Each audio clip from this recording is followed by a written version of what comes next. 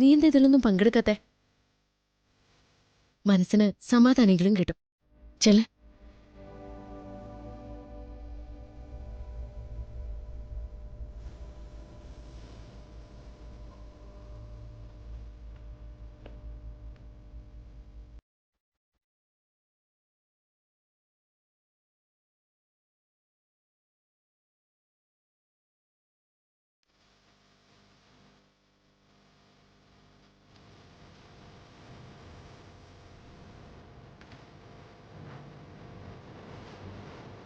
അമ്മേ, എന്താ ഇത് കണ്ടോ? എന്റെ കയ്യിൽ കുറെ മഞ്ചാടിക്കുരു ഉണ്ട്. നോക്കട്ടെ.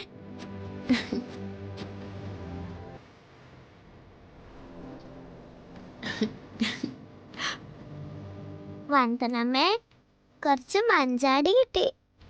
ഇതിൽ സ്വന്തം മഞ്ചാടി എവിടെയാ? അയ്യോ, ഇതിൽ സ്വർണ്ണമഞ്ചാടി ഇല്ല മോളെ. നമുക്ക് കുറച്ചുകൂടി പെറുക്കിയെടുക്കാം. അമ്മയ്ക്ക് കിട്ടിയാ മോക്ക് തരാം കേട്ടോ. ആ, ആദ്യക്ക് കിട്ടിയാലും കൂടുതൽ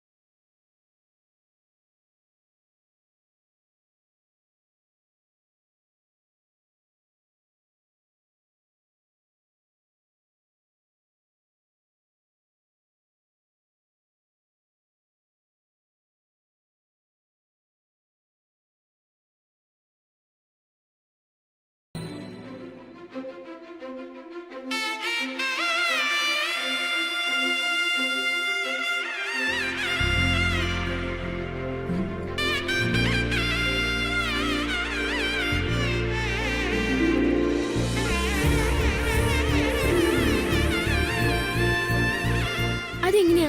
സ്വർണ്ണമഞ്ചാടിയിൽ ആദ്യം കൈവച്ചത് ഞാനല്ലേ? അയ്യോ, അങ്ങനെ പറയല്ലേ ടീച്ചറെ. ഇത് ആദ്യം എന്റെ കയ്യിലാ കിട്ടിയത്.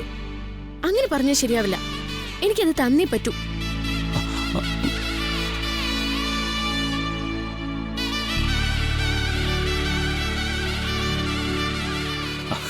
എനിക്ക് കിട്ടിയത് ഞാൻ എങ്ങനെയാ തരുന്നേ? സ്വർണ്ണ മഞ്ചാടി കിട്ടിയോ അച്ഛാ? കിട്ടി.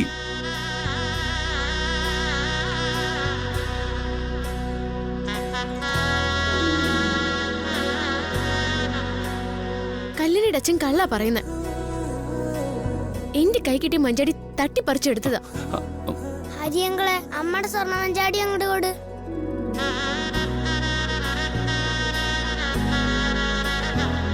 സ്വർണമഞ്ചാടി എനിക്ക് കിട്ടിയില്ല വന്ദനമ്മേ. അതെ, അവരുടെ തർക്കം തീരട്ടെ, എന്നിട്ട് മോളുടെ പരാതി പരിഹരിക്കാട്ടോ.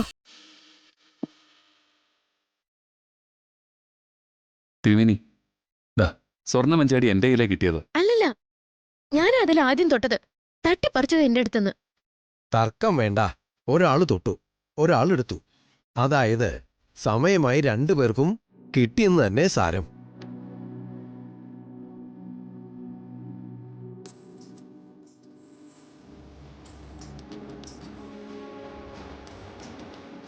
അതിന്റെ അർത്ഥം എന്താ? ദേവിക്ക് ഏറ്റവും പ്രിയപ്പെട്ട ഭക്തരാ രണ്ടുപേരും. രണ്ടുപേർക്കും അമ്മയുടെ അനുഗ്രഹം ഉണ്ടാവട്ടെ. എല്ലാവിധ അനുഗ്രഹങ്ങളും ഉണ്ടാവും.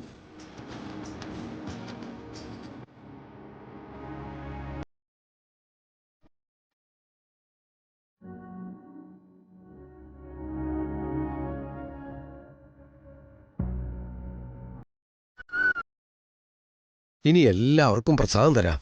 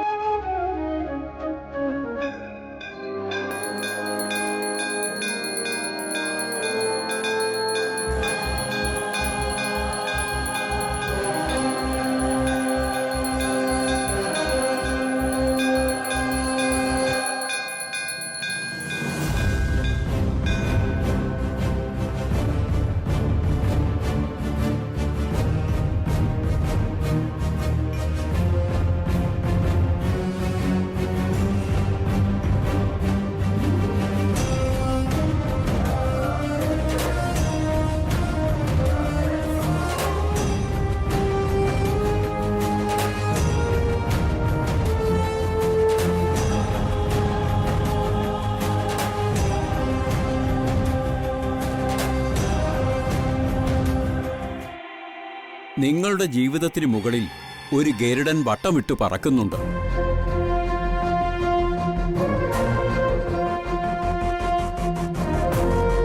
ഏത് നിമിഷവും അത് നിങ്ങൾക്ക് മുകളിലേക്ക് പറന്നു വരാം.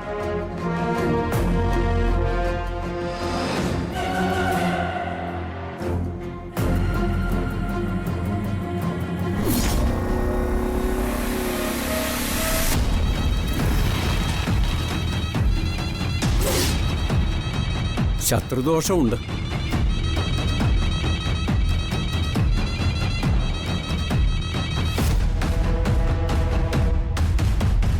കുടുംബത്തിന് നല്ല സമയമല്ല, ശ്രദ്ധിക്കണം.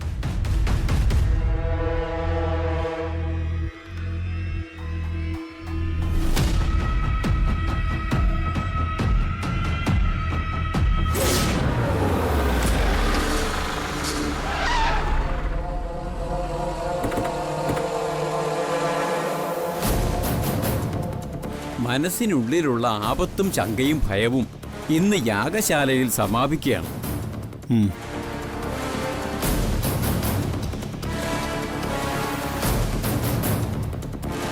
യാഗത്തിലിരിക്കുന്നവരുടെ പ്രശ്നങ്ങൾക്ക് ദേവി പരിഹാരമുണ്ടാക്കിത്തരും.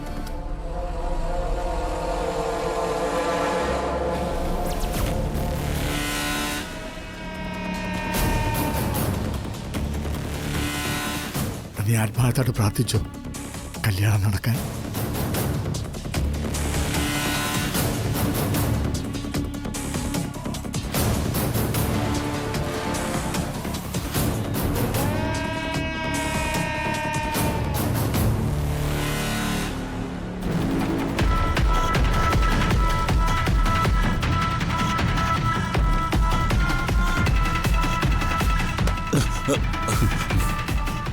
സോറി. എന്ത് സോറി? നോക്കി നടന്നോളൂ. എനിക്ക് അതിനിപ്പോ ഒന്നും സംഭവിച്ചില്ലല്ലോ. സംഭവിച്ചിരുന്നെങ്കിലോ?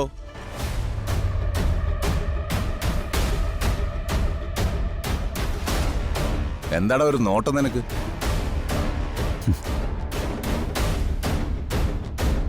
എന്താ നോക്കിയാല്? അങ്ങനെ തറപ്പിച്ച് നോക്കിയിട്ട് നീ പോണ്ട. എന്തിനാ പോയി പ്രശ്നങ്ങൾ ഉണ്ടാക്കുന്നത്? ഞാൻ നിങ്ങളെ ഒന്നും പറഞ്ഞില്ലല്ലോ. അല്ല, പറയാൻ എന്തെങ്കിലും ഉണ്ടെങ്കിൽ പറഞ്ഞു നോക്ക്.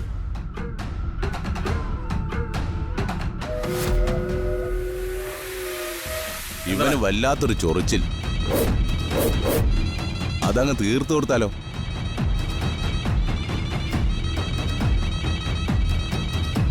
അങ്ങനെ തീർക്കാനാണെങ്കിൽ കുറച്ച് ബുദ്ധിമുട്ടും. എന്നാ പിന്നെ അത് തീർത്തിട്ടേ ഉള്ളൂ ബാക്കി കാര്യം.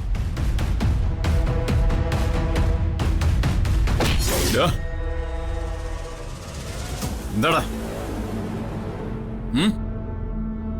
കൈയെടുക്കടാ.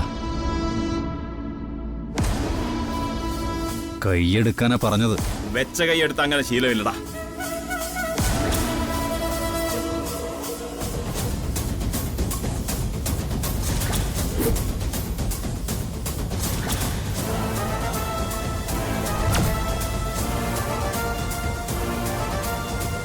വേണ്ട വേണ്ടെന്ന് ഞാൻ 100 വട്ടം പറഞ്ഞതല്ലടാ. ചെയ്യിച്ചതല്ലേ നിങ്ങൾ എല്ലാരും കൂടി.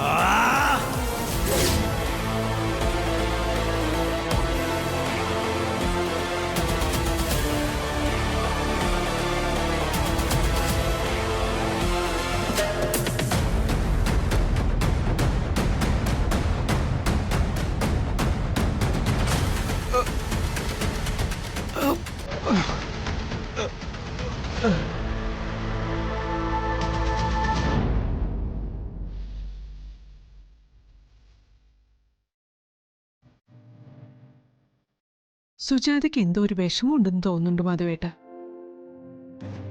എന്ത് ചോദിച്ചാലും മുഖ്യം മൂളിയും പറഞ്ഞ് ഒപ്പിക്കുക. അങ്ങനെയൊന്നും ആയിരുന്നില്ലല്ലോ അവള്. എടോ, എല്ലാവരുടെ ജീവിതത്തിലും കാലം വരയ്ക്കുന്ന വരകളുണ്ട്. എന്റെ തല കണ്ടില്ലേ, അതുപോലെ. അതിന്റെ ഇടയിൽ ചിലര് മിണ്ടും ചിലര് മിണ്ടാതെ എല്ലാം ഉള്ളിക്കൊണ്ട് നടക്കും. ഒന്നിച്ച് ഒരിടത്തല്ലേ എന്തായാലും താമസിക്കുന്നേ. കൂട്ടുകാരിയോട് വിശദമായിട്ട് കാര്യങ്ങളൊക്കെ ചോദിക്കാം. യാഗത്തിൽ പങ്കെടുക്കാൻ എത്തിയിരിക്കുന്ന ഭക്തജനങ്ങൾ യാഗമണ്ഡപത്തിന്റെ അടുത്തേക്ക് വരേണ്ടതാണ്. യാഗം ഉടനെ ആരംഭിക്കും. വാ, നമുക്ക് അങ്ങോട്ട് പോവാം.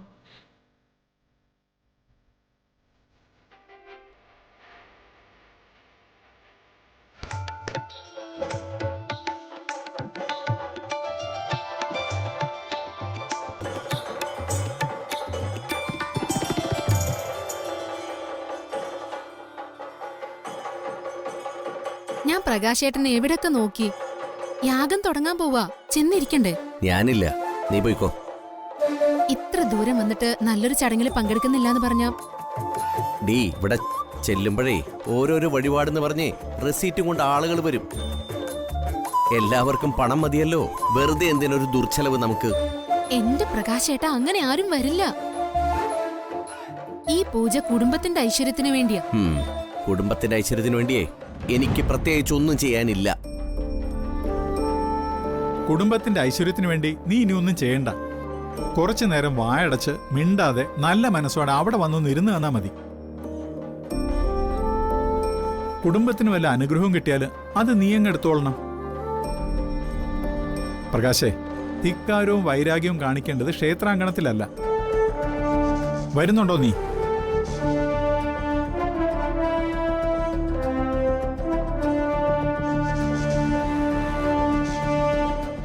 ഭാര്യയുടെ മുമ്പ് വെച്ച് അച്ഛൻ അടിച്ചു എന്നുള്ളൊരു ചീത്തപ്പേരുണ്ടാക്കരുത്.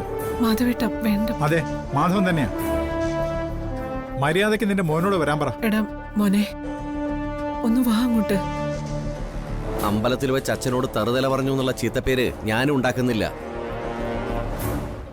നിങ്ങൾ നടന്നോ. മാധവേട്ട പോകാം. പിന്നെ ഞാനായിട്ട് നയാ പൈസ ചെലവാക്കുന്നു നീ കരുതരുത്. അതൊന്നും വേണ്ട, പ്രകാശ് ചേട്ടനൊന്ന് വന്നാ മതി. വാ.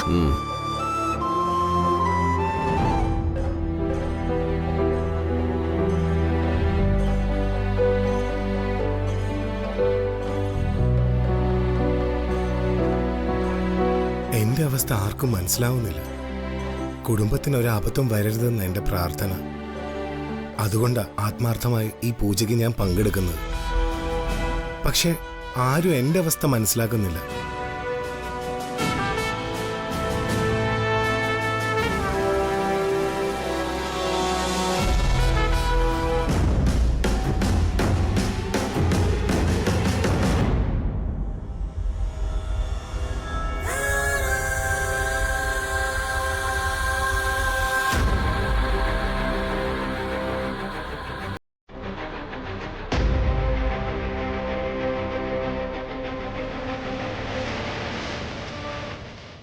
കാതൽ,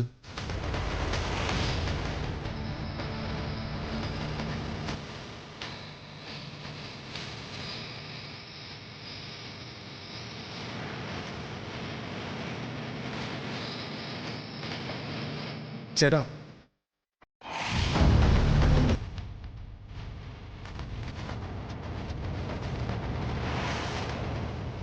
ഇത്രയും നേരം തെരഞ്ഞിട്ടും അവരെ കണ്ടില്ലല്ലോ. ആ യാഗം നടക്കുന്നിടത്തുണ്ടാവൂ. വാ.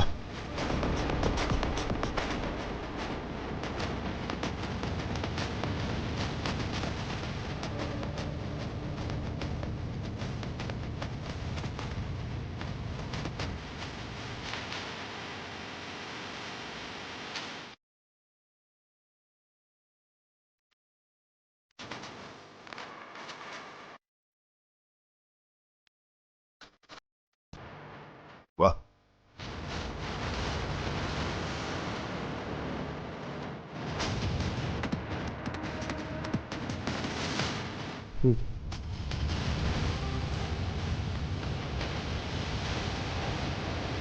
മനോജ്, നീ എന്ത് കാര്യത്തിന് ഇപ്പൊ ഇങ്ങോട്ട് തന്നെ?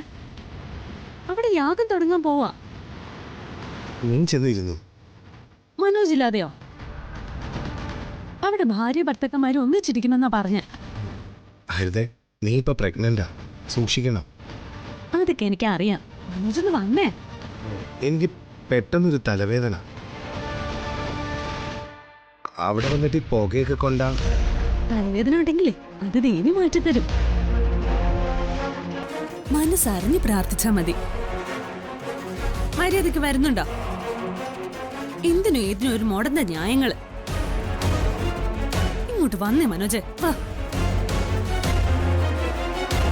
വാ ഇങ്ങോട്ട്.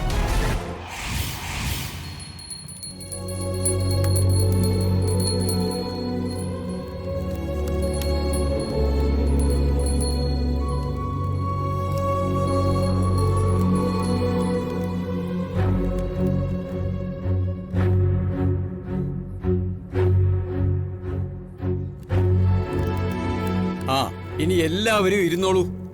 പിന്നെ ഭാര്യ ഭർത്താക്കന്മാർ ഒന്നിച്ചുള്ളവർ അടുത്തടുത്ത് തന്നെ ഇരുന്നോളൂ.